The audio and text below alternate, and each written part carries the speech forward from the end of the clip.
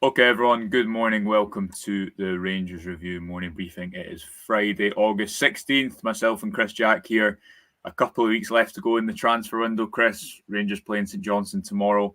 Not a whole lot to talk about this morning, but I am sure we will make it through with the help of our viewers as ever. First off, how you doing? And tomorrow, you'd have maybe hoped that this game against St Johnstone would be a 12:15 kickoff, but in fact, it is a 5:45 kickoff. 5 on a Saturday. It's not the dream kickoff time. It has to be said, and especially given the way that things have unfolded over the last few days, over the last few weeks, I don't think there's much enthusiasm amongst the fans ahead of this one. Really interesting to see.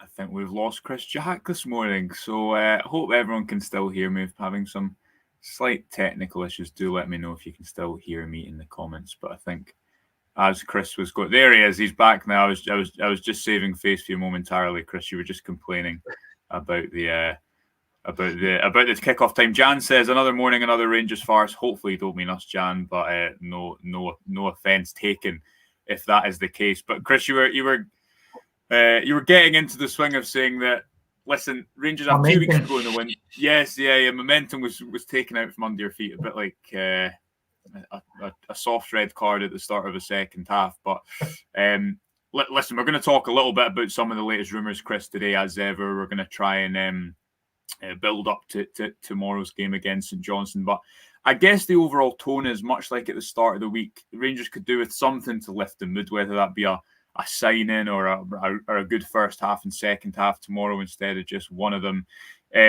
Let's start on transfer rumours. Not too much kicking about. The latest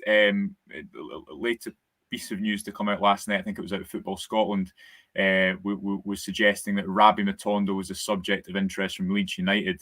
Now, as we understand it, Rabbi Matondo is obviously someone who, if the club could get the right amount of money for, they would sell. That's not exclusive to just Rabbi Matondo.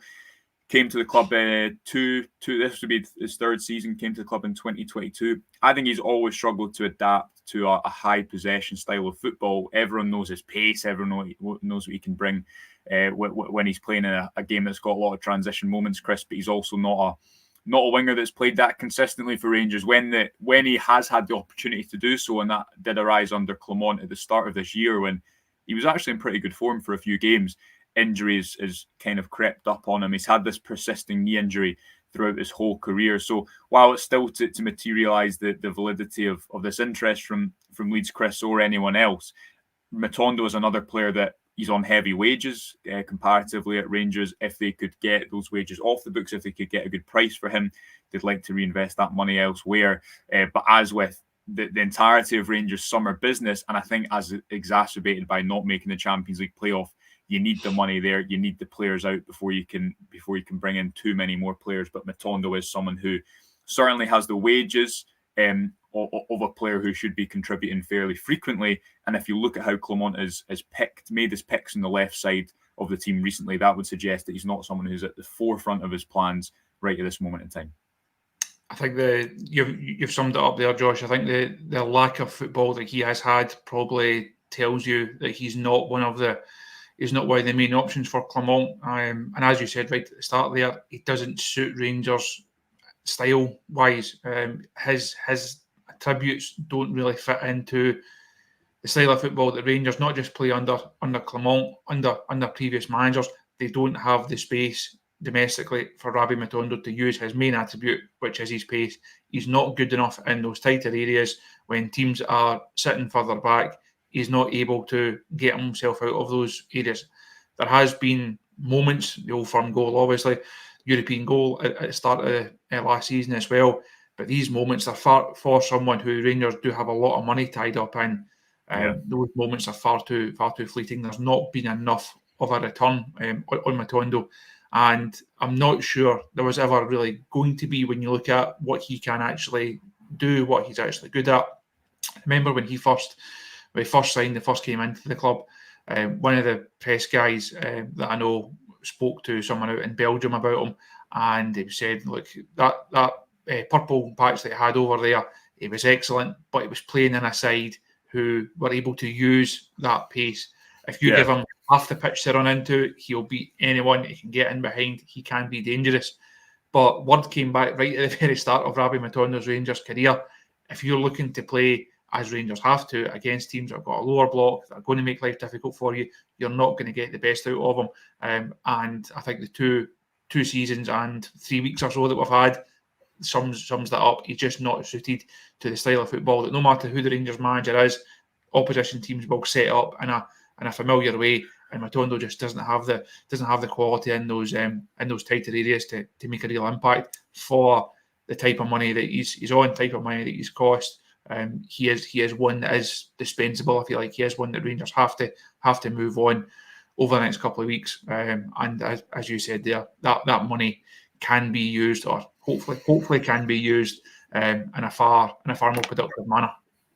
Yeah, if you think back, he was at Cercle Bruges in the Belgian top flight, Chris, and their team's quite known for their counter pressing and playing aggressive, fast football, but so much more space. And if you think back to when Matondo actually came into the club, more often than not, yes, there was perhaps a slight succession plan with Ryan Kent on the left-hand side, but more often than not, under Giovanni Van Bronckhorst, he was kind of trialled on the right-hand side, and it just never felt a natural fit whatsoever. And if you think of the flashes that we have seen of him in a Rangers jersey, it's been that goal against PSV. This time last year, he was quite a productive substitute, but it's always been into space. And again, that's probably a player that you could use with having in your squad, someone who can just kill games off or can be a threat for opponents when maybe there's only a 1-goal deficit, like the weekend against Motherwell, but not when you're on such significant wages in comparison to the rest of the squad. But I guess listen, Chris, we could be having this conversation with a lot of players, and that is a difficulty that Clement now has. He's as well as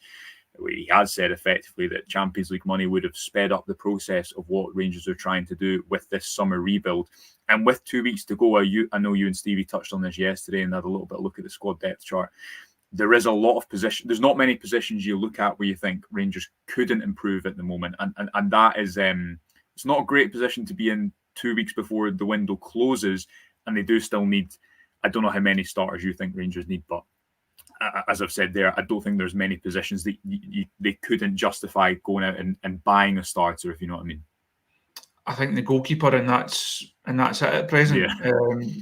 I don't think they would be able to go into the market unless an offer came in for Jack Butland. It was huge, but even if it was, they're then not going to reinvest all of that money back into the one position. I don't think they would be able to go out and get a better keeper than Butland. The rest of the squad, it's open to improvement. Even the players that have come in that we think should be starters. Also spoke a lot about Robin Proper over the last couple of weeks. He should be a starter. He should improve. Czerny, I think we all like and we're all encouraged by. So that's maybe one you say, well, Rangers will do well to improve on that right hand side because Czerny is the improvement. Apart from that, there's scope for improvement in every area of this team at present. And that's not just a starting 11 improvement; it's a squad depth improvement. No, myself and Stevie spoke about that yesterday. I wrote a piece for the website yesterday looking at the squad depth, and the squad's just not there. It's not a starting 11 that wins you titles, that takes you an extended cup runs, that takes you into latter stages of Europe. It's a squad, and Rangers just don't have it at present. Yeah, and me and Stevie spoke about this on Wednesday. That it's not just, you look at the transfer window so far, Chris, and I think you could say the decision to spend that money on Hamza Igamani, yes, it might be long term, and you know, we might be having this conversation this time next year about what an exciting player he is. But I think you can question the decision making to spend that money now when you then effectively go into Champions League qualifiers with only one fit striker, and we'll see what happens over the course of the next few weeks while Igaman gets up to speed. But I totally agree with you. There's a lot of work still to be done, and the difficulty is Rangers are the current people who are making transfer decisions are making those decisions against the backdrop of a lot of bad decisions. Money's been spent; it's not been spent very well. Plans have contrasted from seasons from summer to summer, from playing style to playing style. But listen, we spoke about all this before, so we're not going to go into it too much. I think the big thing, it's obviously press conference today, Chris, and the big piece of news that people will be keeping an eye out for is the news about Redvan Yilmaz. He's a player who's not been able to play that consistently since he came to the club. He went down clutching his thigh. He was stretchered off, which is never a good sign. Again, some noises about potential left backs that Rangers might look to bring in, dependent on the severity of that injury. It's an area where Rangers do have two left backs in Robbie Fraser and Shefty, but that's two left backs one in Shefty who's, he's still 20. I think you've seen in pre-season that defensively he still has a lot of work to do in his game. And Robbie Fraser, who started one or two, I think only one game in his Rangers career. And again, although you've not got a Champions League playoff to play, you do have a few very big games around the corner. So that Redvan news, especially on the back of the Cortez injury, which although it might not have been associated to load or it was just a bit of a freak injury accident, there's been so many of those that there's not the greatest amount of patience for giving a bit of grace when an injury comes around. That's going to be a big bit of news today from Clermont, depending on how severe that injury to Redvan Yilmaz is. It will be expected to hear from the manager around about 1:30. I'll be heading up to the training ground just shortly, and as you say, that's going to be the main, not the main topic of conversation, because there's plenty of topics of conversation right now, but it's certainly going to be something that the fans are looking out for. It's always been my fear with Redvan, as much as he has been impressive in spells when he's played. I've always made the comparison. You look to the right-hand side of the defence and Tav, who can play not at the highest standard. I think that's definitely been the case this season. He definitely looked off it and definitely looked leggy. But for so many seasons, being able to churn out 50, 60 games a season, Rangers need more players like that within this squad. And they need their other full-back. If the right back is going to be able to do it, you need the left back to be able to do it. And that's always been my concern with Redvan. Is he able to play the number of games? It's fine. It's fine looking good for 5, 6, 7 games. But if you're then injured and you then miss 5, 6, 7 games, it disrupts your flow, disrupts the flow of the side, forces the manager, as we saw last season, square pegs and round holes. Dujon Sterling usually being the square peg. And that's not conducive to a successful side. So I mentioned earlier on, you do need a squad, but you need those squad options to come in and help players out when they perhaps need a rest, not to have to come in every so often when players continually break down. And Redvan does break down far too often. Even if this one is only a couple of weeks, I think it adds into this narrative of he's injury prone, and people will, even when he then comes back, it'll be a case of, well, how long can we rely on him, because he's going to break down again. It's been a long-standing issue with him almost since he actually signed for the club and he came into the club in the first place. He's never been robust enough, never had that conditioning to be able to go and play the number of games required. And as much as I think we both like him as a player, ultimately, if you're in the training, if you're in the treatment room or you're sitting in the stand, you're no use to Rangers. And that's the case for Redvan, or the case for so many other players over the last few seasons. So it's an issue that Rangers have to get to the bottom of. If they don't go and sign our left back, which we don't think they will, if Redvan is a shorter term injury, if they put their faith in him for this season, they have to be sure that he's going to be able to get through the games. Because as you said there, Robbie Fraser, no experience at all, only played a couple of games at first team level. You can't ask him to go and be the first choice left back. Hefty, I think we like going forward in his own half. I think there are questions about his defensive capabilities. And we already have one of them on the other side as well. So I don't think it's not a good situation to be in. You've got a left back who you can't completely trust to be fit, and then two left backs who don't have the experience that you require. So it's not the most pressing issue right now, but it could very soon become one. Yeah, and then I guess the thing is, if you're out for a couple of weeks, it takes you a couple of weeks to get back up to speed, and you're in that cycle again. CGM55 saying Clermont will probably just play Sterling at left back tomorrow. I think it might be Shefty, but to the point here, there is obviously a knock-on effect, and this was the difficulty that Rangers in particular faced from March onwards last season. Now, Clermont would say that injuries aren't going to be solved in the injury issue. The conditioning issue, isn't going to be solved just in pre-season alone. But if you take a player like Dujon Sterling, Chris, I thought one of the issues that something that could become an issue with Dujon Sterling is, yes, he can play in all these different positions and look really good. You could. I know he came on at the left wing, and that was a bit of a strange decision. But anywhere on the pitch, he looks pretty comfortable. I think he has played everywhere, bar being a striker for Rangers and a goalkeeper since he came to the club, because he's played at centre back as well in the Old Firm game towards the tail end of last season. But he's a player you need to build around, in my opinion, whether that is at right back, and I thought Tavernier really struggled defensively at points against Dynamo Kyiv, or whether it's in central midfield, where Sterling can see a lot more of the ball and where Rangers don't have numbers at all really at the moment. If you're looking at the team tomorrow, and I'll put up your predicted team, Chris, I don't think I'm going to disagree with it that much. The only hopeful shout I might have is that we see a bit of Danilo from the start, but that's probably a little bit ambitious. But Sterling is someone who, again, you could do with in a number of different positions. He's someone who, again, is starting to build up his fitness, because there's times over the last number of months where he's broken down as well. But there's a knock-on effect of injuries as well. If we look to the starting 11 tomorrow, then Tom Lawrence has started 4 games in a row. Rangers obviously facing St Johnstone in the League Cup. It's a game where I don't know what the attendance is going to be like. I can't imagine the mood will be brilliant after midweek, Chris. The way to lift that is with a few goals, and you're predicting that you'll see McCausland wide left, Cherney wide right. I guess that's in response to the fact that Chefty can't play there because there's probably going to be no Redvan Yilmaz, and outside of that starting 11, again going into this squad depth discussion, there isn't an abundance of picks for Clermont tomorrow, I guess, to deviate from this. No, not really. Normally you would get to this type of fixture, especially after a couple of midweeks, and you would say now's a chance to rotate a wee bit, to give some players a chance to maybe try a couple of things out. Rangers can't afford to take any risks tomorrow. It has to be the strongest side. They have to go into this game tomorrow and put in a performance, clearly get a result. Or a negative result would be a disaster and put so much more pressure on them. Everyone at the club, from boardroom to dressing room.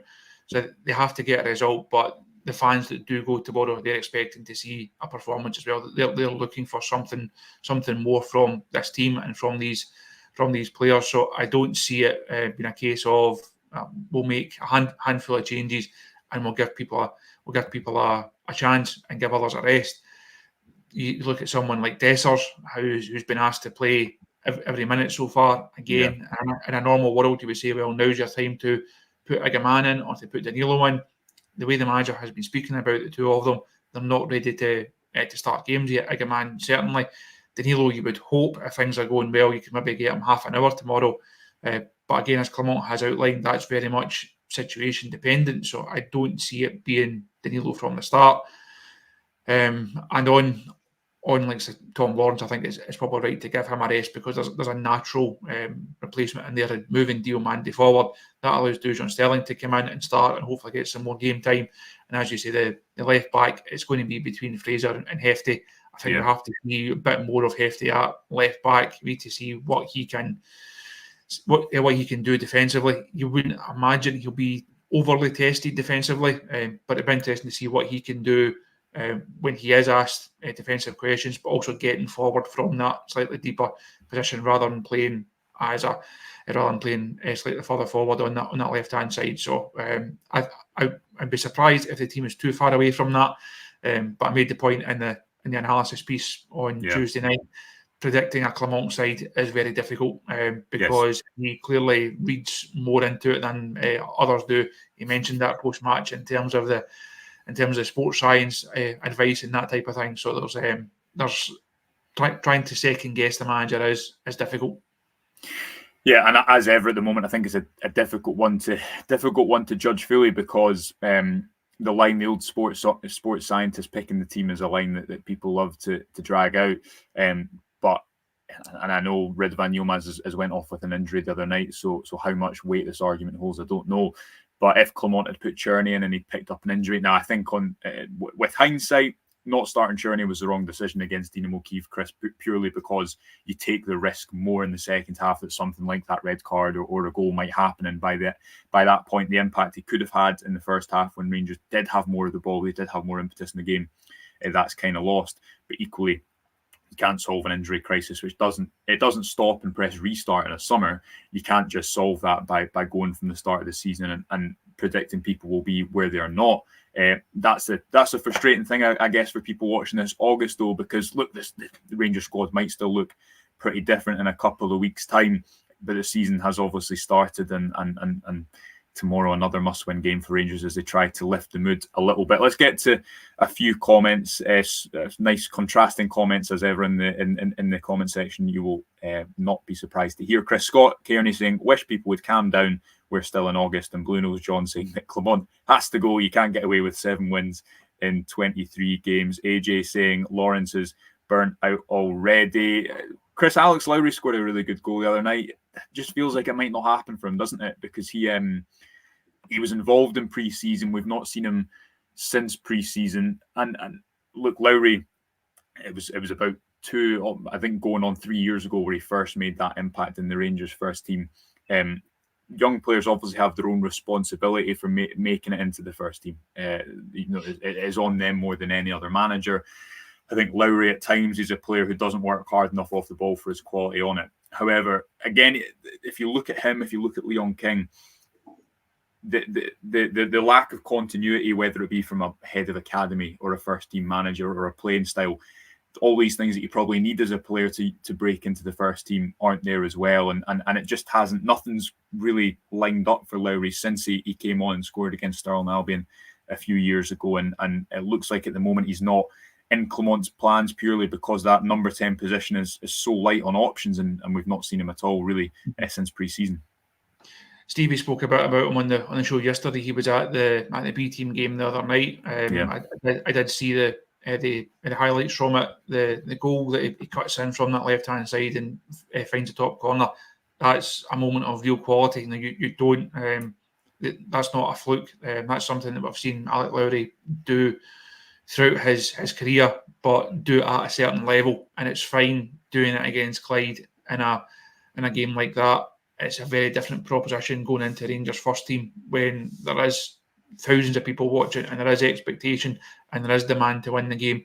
And when he's been put in those positions too often, he's not made the most of them. And as you say there, you look at the options at number 10, you would have to think that because he's not been given a chance by now, it shows that the manager clearly doesn't rate him, whether that's a quality issue, whether that's what he does on the ball, what he does off the ball, whether it's attitude, whether it's something else. He clearly doesn't fancy Alec Lowry as the answer. And it's a shame because he was spoken about so often when he was coming through the youth ranks. It was always a case of there's this boy coming through, Lowry, watch him, he's going to be one, he'll be the Rangers number 10, he'll be a Rangers this, that, and the next thing. And it's not quite happening for him. The same has to be said of Leon King. A lot of talk about him during his youth career. People were really excited. He then got himself into that first team squad. Clearly had some difficult times under Gio. Played more often than would have been ideal for a player in his situation. Hasn't kicked on. Is still part of the squad, but doesn't look like ever cementing himself as a Rangers starter. And it's a shame because we did think that both of these boys could be stars for Rangers and stars for Scotland going forward. If they are to move on this summer, which I think is probably the best thing for them, I hope they go play regularly and go and show people what they can do. But you do get the feeling that both of their Rangers careers they've drifted, they've gone on too long, they've not kicked on at the right moments. And it would be a surprise if both of them now become important parts of this squad, because it looks like other players are ahead of them at present, and with more players who have to come in, they would then fall down that pecking order. So I would be surprised if we see too much faith being put in both those guys, and also be surprised if they're both still here come the first week in September. They're also at that stage where they're not really young players anymore, are we? We have a real habit of players being young players in Scotland until they're kind of 23, 24, but you're right in terms of the games that they've played. Diomande's obviously 22 and has played nearly 200 games, I think, in his career.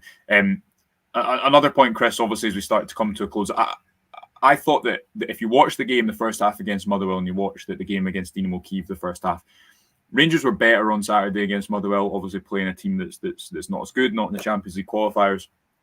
But for me, the biggest difference was when you take out the individual quality of someone like Tierney, how big the gap was, not just in one position, but how he improved players across the entirety of the front four.